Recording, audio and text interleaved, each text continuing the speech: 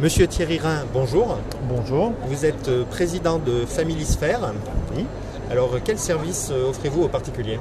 Alors aujourd'hui, Familisphère est une marque qui diffuse deux services, principalement la garde d'enfants à domicile, avec des services y compris de garde partagée, et en deuxième service du soutien scolaire à domicile.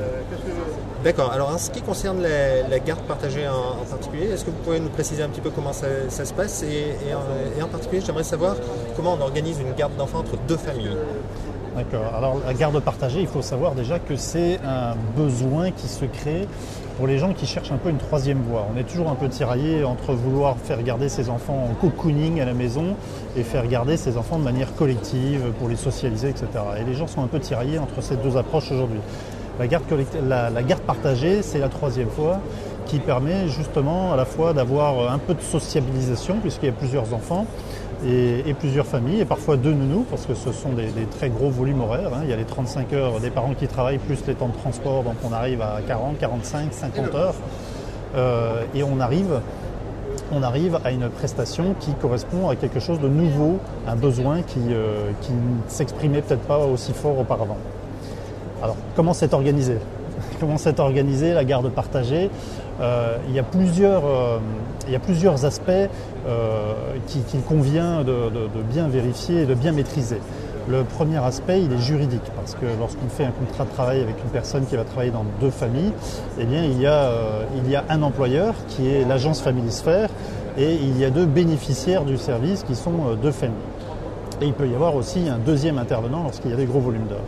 Donc d'un point de vue juridique, on offre une combinaison de contrats qui font qu'il n'y a absolument aucun risque ni pour la famille ni pour les intervenants, tout le monde est en sécurité.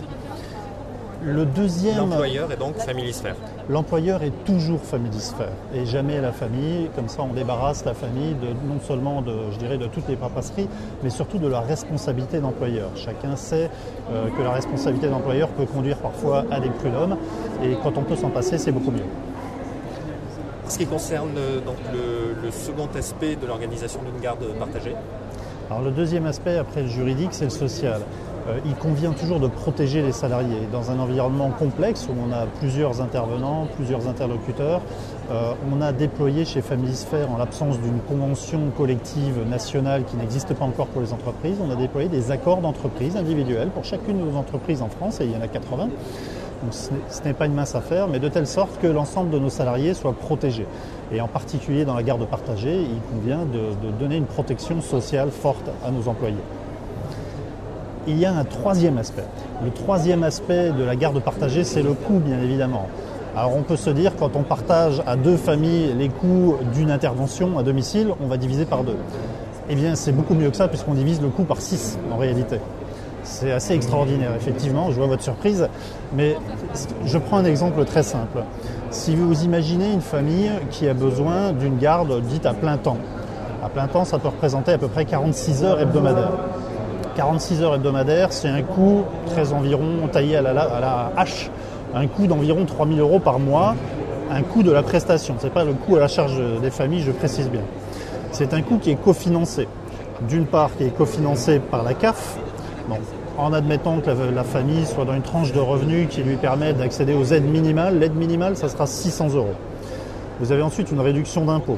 Ça sera soit une réduction, soit un crédit d'impôt suivant la situation fiscale de la famille. Mais de toute façon, ça sera 600 € encore une fois. Donc de 3 000, on est passé à 2 400 et on vient de passer à 1 800. À 1 800. Donc vous êtes une famille seule, une garde à plein temps risque de vous coûter environ 1 800 € par mois. C'est un budget extrêmement conséquent. Si vous êtes deux familles à unir vos forces, vous n'allez avoir comme coût de la prestation que la moitié. Au lieu de 3 000, vous avez 1 500. Sauf que les réductions, chacune des deux familles obtient la même chose au maximum, soit encore une fois 600 plus 600. Vous faites 1 500 fois 1 200, il reste 300 € à la charge de chaque famille. Donc vous avez 1 800 lorsque vous êtes seul et vous avez 300 lorsque vous êtes à deux. Vous divisez par 6 le coût de la garde d'enfants en étant de garde partagée. Je résume, pour 300 €, une famille en garde partagée mutualisée sur deux familles paye 300 €. Exactement, chacun paye 300 € in fine.